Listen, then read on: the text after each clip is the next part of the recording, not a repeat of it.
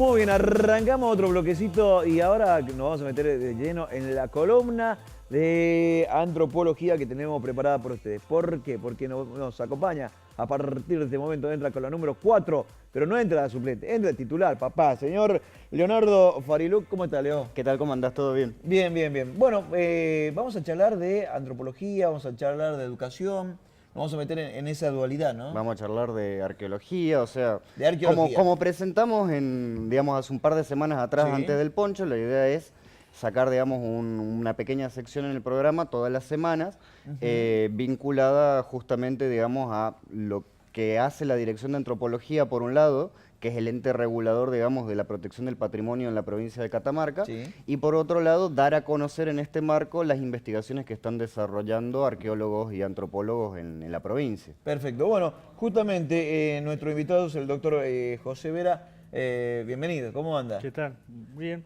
muchas gracias. Bueno, es todo suyo la entrevista. ¿Qué tal, José? ¿Cómo andás tanto tiempo? Bueno, José, sabemos, vos sos licenciado en arqueología y sos doctor en historia por parte de la Universidad del Centro de Buenos Aires, ¿correcto? Sí. Y venís trabajando en relación a temáticas que tienen que ver con la representación, digamos, de el indígena en la educación, digamos, en las herramientas con las que se enseña, digamos, en la escuela el pasado aborigen. Contanos un poco, digamos, de qué se trata esta investigación. Bien, esta temática que se englobaría dentro de lo que sería el campo disciplinar de la arqueología, en lo que se conoce como arqueología y educación, la empecé a trabajar allá en el año 2000, lejos. Empecé a analizar cómo es la enseñanza del pasado indígena en las escuelas del sistema educativo de la municipalidad de la capital. Sí.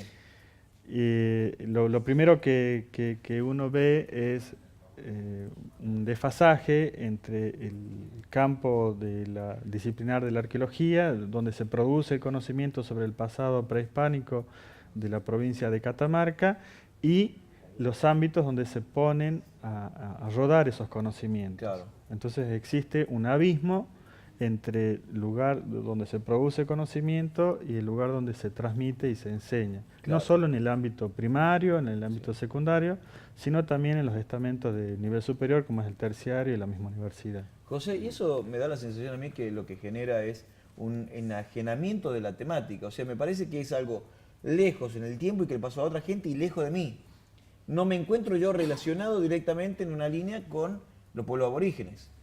Me da esa sensación que generó eso, ¿no? Sí, generalmente la historia escolar, que es un tipo de conocimiento diferente a la historia que se genera en el ámbito académico, tiene características propias.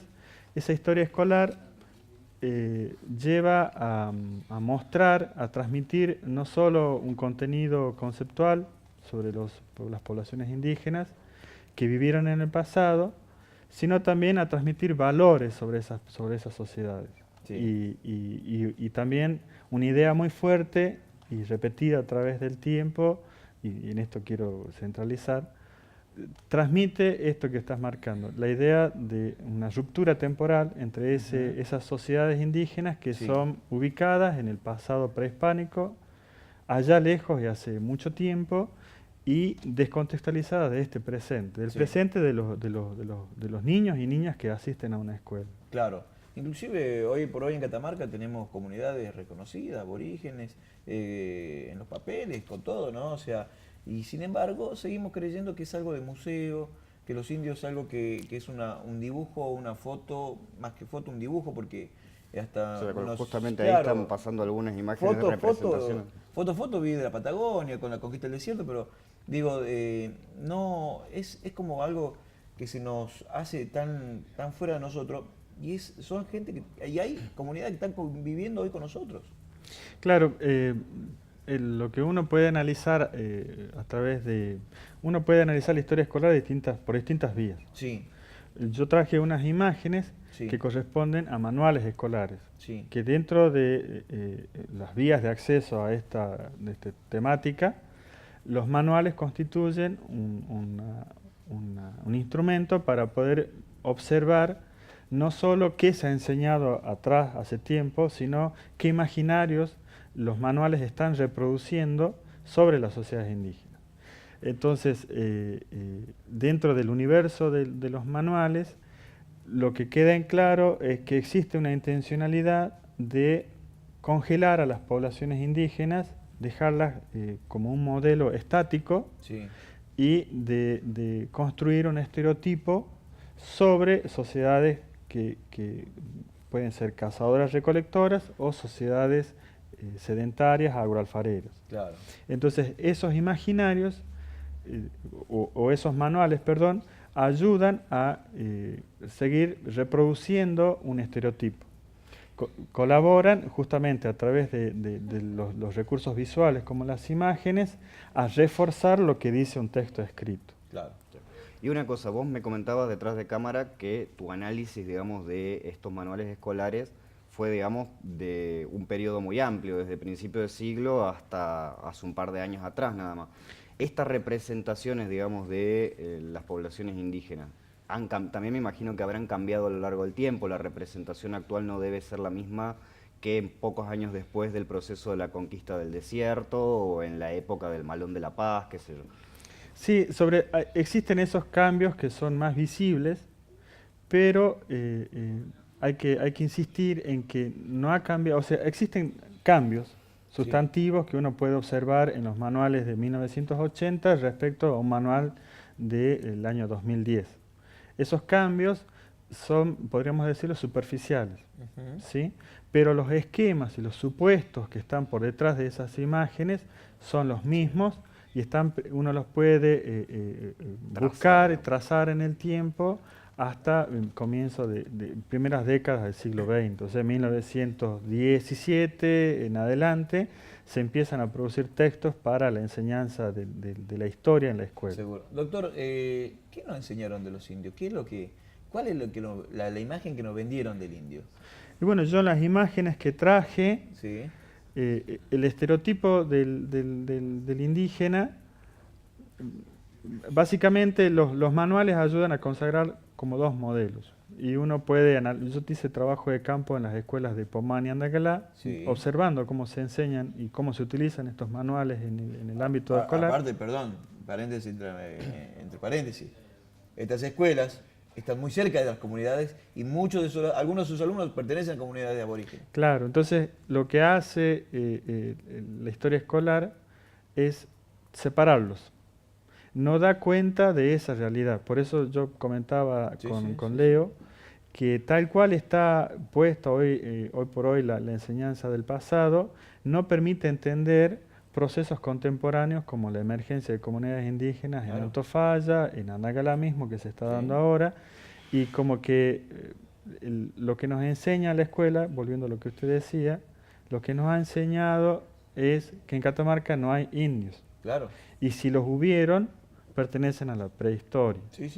Y en eso ha sido muy efectivo la historia escolar, y uno tiene que entender esa historia escolar en el marco de un mecanismo donde un Estado-nación, una sociedad, se da los instrumentos para rememorar, para recordar y para trazar ese pasado común. En ese pasado común las poblaciones indígenas están privadas. Se niega la posibilidad de que forme parte de la identidad, digamos, nacional, provincial. Existe como un doble discurso. Claro. Los indígenas ingresan a ese pasado como un antepasado, pero tiene un tiempo de caducidad, o sea, tiene una fecha de vencimiento. Y ese vencimiento está en el momento de la colonia. Después de la colonia, el sujeto indígena desaparece de los relatos y narrativas del inclusive pasado. en los censos que se hacen en Catamarca, figuran, hay 29 españoles, 35 criollos, 126 indios, 13 negros. O sea, formaron parte del inicio de la sociedad de Catamarca. Formaron parte. Es que forman parte. La cuestión es que justamente dentro de ese proceso se lo negó también como categoría jurídica. Claro. O sea, lo que también tenemos que entender es que esto que nos parece inofensivo, como un manual escolar y una imagen, tiene un gran poder al fijar en niños porque estos manuales se enseñan en cuarto y quinto grado. Sí. Que es donde acá en Catamarca se ve Donde geografía de en la Catamarca, antes, la gente de nuestra edad supo Sí. tener en la escuela secundaria una materia que se llamaba Historia de Catamarca. Sí. En los 90, con la transformación educativa, ese espacio Sí, curricular claro. se levanta. Sí. Y el único espacio que quedó para la enseñanza de estos temas se da en el nivel primario, cuando un niño o una niña transita el cuarto y el quinto grado. Claro. En esa edad, el estudiante se acerca a estos contenidos mediante estos dispositivos que son las imágenes. Claro. Y por eso decía, no son inofensivas y hay que verlas sin negar el poder de transmitir valores, por eso insistía, valores, porque ustedes fíjense, las imágenes de las poblaciones cazadoras recolectoras son muy diferentes a las imágenes de una población agricultora. Claro. En unas existe la ferocidad, la idea de agresividad, en la tensión de los músculos, en la misma no sé situación si de se puede caza. colocar ahí un par de imágenes que muestran, digamos, un grupo de personas que están carneando un animal por un lado. Bueno, ahí se ve. Esta sería más cazadores. tardía, esto ya sería un momento histórico, ya después de la llegada de los españoles por la presencia del Del caballo. claro. El Pero hay caballo, otra... recordemos que la imagen que tenemos del indio a caballo no es propia. O sea, porque- ves una imagen que ya tiene que ver con el periodo, digamos, de Claro. contacto con los españoles. Esta sería Bueno, un grupo esta es una agricultor. típica escena de una población agricultora donde las escenas tienen la posibilidad de sintetizar distintas características que el texto escrito aborda sobre esta sociedad para poderlas caracterizar y describir. ¿Será? Entonces, Mirá, yo veo, ¿sabes qué lo primero que me llama la atención de esta imagen? Mirá las mujeres mirando hacia abajo. En cambio los hombres un poco más erguidos, si bien es cierto también con cabeza baja, con cabeza gacha, pero la mujer sumida, totalmente sumida. y siempre en las representaciones típicas de las poblaciones agricultoras del NOA, la imagen de la mujer siempre es de una mujer alfarera y siempre está arrodillada elaborando siempre ollas. está- exactamente. Pero aquí está elaborando, por eso decía, sintetizan distintas características en una misma escena. Sí. El lugar donde se hace la vasija, sabemos, no es el lugar donde se cultiva. Claro. Es decir, aquí concentran en una sola escena los distintos atributos de una población. Pero no solo eso, sino también que están de alguna manera reflejando una idea, digamos, de la sociedad actual respecto a los roles que tiene cada género. Claro. Porque de alguna manera Claro. está justificando Tal cual. históricamente que las mujeres siempre fueron sumisas, que las mujeres hicieron siempre tales tareas, y esto arqueológicamente no condice. Claro, necesariamente. y ahí se ve, por ejemplo, en una imagen de una típica escena de caza, las poblaciones, los sujetos que cazan son varones. Sí. Y los atributos, como la vestimenta, siempre estas poblaciones están desarropadas, tienen Sí. un taparrabo, nunca va a faltar una lanza o una boleadora. Y también se concentran en esa escena los elementos que caracterizarían supuestamente a una población cazadora, como una sociedad que estaba todo el tiempo pensando en la obtención del recurso. En sobrevivir, digamos. En sobrevivir. Entonces, las escenas transmiten violencia. Y por allí uno si tuvo la posibilidad de observar una sociedad en el presente, porque hasta el presente ese modo de vida cazador-recolector sigue existiendo Sí. y convive con otras nuestras formas de propias vida y de sociedades. producción, claro. Y se va a ver que esas situaciones de estrés y de violencia no son tan son cotidianas. Claro. Por eso decía, las imágenes no son inofensivas. Claro. Las imágenes No, tienen no. el poder de fijar un imaginario, un estereotipo y valores sobre las poblaciones. Claro, por indígenas. ejemplo, lo que tiene que ver con el lenguaje final, ¿no? Hubo un eslogan que decía Lorenza Mamani, la última diaguita. Y no, Lorenza Mamani pertenece a una gran comunidad de diaguitas que va a seguir perteneciendo y estando y conviviendo. O sea, no es que es algo del pasado y que se muere acá. No. Tenemos que hacer política, tenemos que hacer miradas, tenemos que hacer cuestiones inclusivas, teniéndola en cuenta. Digo, o sea, no es algo del pasado, no es algo que ya no está. Lo que también pasa, por ejemplo, con este caso, es que las escuelas transmiten un imaginario sobre cómo debería ser un indígena. Claro. Y en ese imaginario no está presente la idea de cambio. Siempre, el imaginario nos ayuda a fijar, por eso una de las imágenes decía estaticidad, Sí. la idea de que las poblaciones indígenas son de esa manera, tal cual la vieron los conquistadores allá hace 5 siglos atrás, y deben permanecer de ese modo. Una idea esencial de cultura, si eso cambia, si la forma de ser cambia, dejaste de ser indio. O sea, es como que no Claro. puedes aceptar O sea, que pueda haber alguien que se identifique como indígena y utilice un traje y tenga, no sé, una empresa. Seguro. O sea, el hecho de criar llamas y vivir en el campo no te hace indio ni viceversa. Claro. Tiene que ver con una cuestión de autoidentificación, por una Seguro. parte. Digo. Claro, existe esa idea de estaticidad que que se les exige a las poblaciones, que las poblaciones indígenas que sigan siendo de la misma manera en que se las describe en un manual, por ejemplo, y eso que se les confiere a las poblaciones indígenas no las podemos sostener nosotros en nuestra propia sociedad. Es decir, Sí. la sociedad catamarqueña, si podemos tomar como ejemplo, no es la misma allá en 1830, no es la misma allá en 1990 que la de ahora. Ha cambiado. La sociedad de Catamarca no es la misma que del año 2990, no es la misma del año 2000. O sea, que eso que nosotros vemos con total naturalidad como El que la dinamismo del sociedad deber ser. se transforma, cambia, no no podemos ver en las Extrapolar a las poblaciones, ni siquiera Claro. conferirles esa posibilidad a las poblaciones Bueno, ¿qué es indígenas. lo que qué me planteaban? No, pasa que los indios usan celular y andan 4x4. Y sí. Es que ¿Cuál es el pecado? y ¿Tienen que usar chaki? lo que pasa es que hoy, y por eso teníamos que insistir en el poder de la imagen y el poder de estas herramientas donde se ha enseñado historia escolar a niños.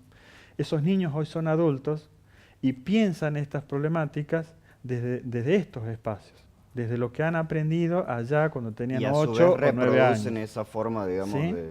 Entonces, se piensan estas problemáticas en los términos que yo aprendí allá cuando era un niño, cuando estaba en 4º y 5º grado o en 3º y 4º grado. Claro. Entonces, estamos en un brete. ¿Por qué? Porque si vamos a pensar a las sociedades indígenas en los términos culturalistas que estaban en vigencia y que están en vigencia en los manuales escolares, un culturalismo es una corriente de pensamiento dentro de la antropología que tuvo fuerte vigencia en la primera mitad del siglo XX. Hoy estamos en el siglo XXI y eso se sigue usando en esos espacios, Claro. en los manuales, pero en el ámbito académico esto ha caído en descrédito hace muchísimo tiempo, pero ese culturalismo es efectivo porque pervive y nos obliga a pensar a las poblaciones indígenas en estos términos. Es decir, que un indígena tiene que tener una pluma, un taparrabo, se debe comportar de cierta manera Sí. y no puede cambiar. ¿Y a qué crees que se debe, digamos, este desfasaje que existe, digamos, entre el cambio de perspectiva en la academia, en la producción científica, que se ha ido abriendo mucho más, se volvió más empática, incluso muchas veces antropologías nativas, que son gente que se autoascriben a ciertas comunidades y hacen investigación local, por decirlo de esa manera, respecto a los espacios, digamos, educativos que siguen manteniendo esta imagen 50 años desfasada en términos del discurso? Esto volvemos cuando Al comenzamos. Existe un abismo entre los espacios de producción de conocimiento y los espacios donde se reproducen esos conocimientos.